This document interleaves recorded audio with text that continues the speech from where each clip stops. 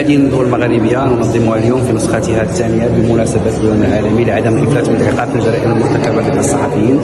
الهدف من هذه الندوة أساسا هو إنشئنا بناء سردية مغاربية تدعو إلى الاندماج الإقليمي، تتناول القضايا الكبرى التي تهمنا في المنطقة: السلام، السلم، الأمن، حرية الصحافة، حرية الإعلام، الديمقراطية، قضايا الحريات بصفة عامة.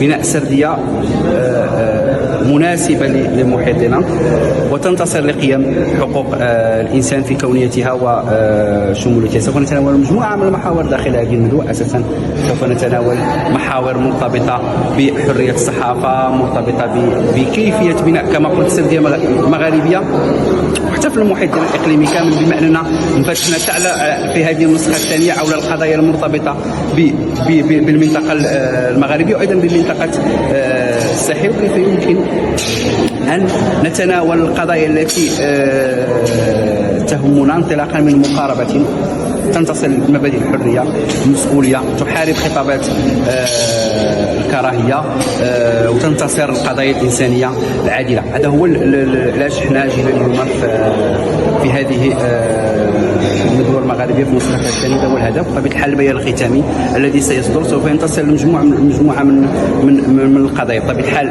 حسب التوصيات اللي غادا تخرج في الفضاءات ديال النقاش اللي حنا كنسعاو فقط ماشي النقاش وإنما تبادل الأفكار، تبادل التجارب، تبادل السرديات من أجل بناء سردية موحدة تنتصر لهذه القيم اللي تكلمت عليها قبل قليل. هذا نسعى من خلال البيان الختامي إلى كيفية بناء هذه السردية التي تنتصر للمواثيق دول حقوق الإنسان والأخلاقيات المهنة وتحارب خطابات الكراهية التي نلمسها في بعض الأحيان، وأيضا الانتصار للقضايا العادلة وكيفية بناء عمل مشترك ما بيننا كصحفيين ومدافعين عن حقوق الإنسان، فعاليات مدنية، مؤسسات دولية لحقوق الإنسان في هذا الإطار. شكرا جزيلا.